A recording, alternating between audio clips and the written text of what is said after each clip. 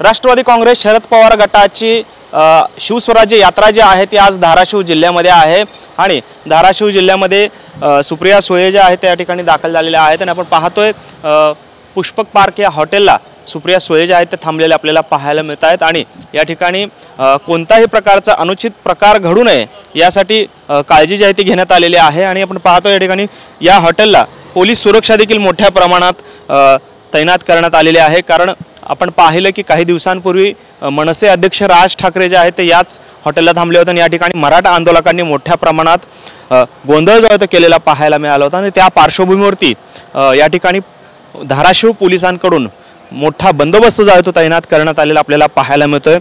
खरं तर आज सुप्रिया सुळे काही वेळामध्ये जे आहे ते तुळजापूरच्या दिशेने रवाना होणार आहेत।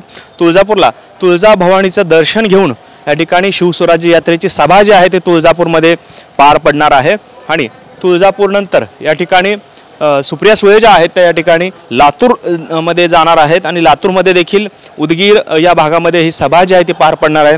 खरं तर सुप्रिया सुळे यांच्याबाबत काल अजित पवारांनी जी खंत व्यक्त केलेली होती की बहिणी विरोधात मी सुनेत्रा म्हणजे त्यांच्या पत्नींना उभं करायला नको होतं, मात्र ती माझी चूक झाली अशा पद्धतीची खंत जी आहे ती अजित पवारांनी व्यक्त केली होती। त्या पार्श्वभूमीवर आज सुप्रिया सुळे त्यावरती नक्की काय भाष्य करतात याकडे संपूर्ण राज्याचं जे आहे ते लक्ष लागलेलं आपल्याला पाहायला मिळतंय। कॅमेरामन विनोद मुनाबादकर सह सागर सुरवसे, TV9 मराठी, धाराशिव।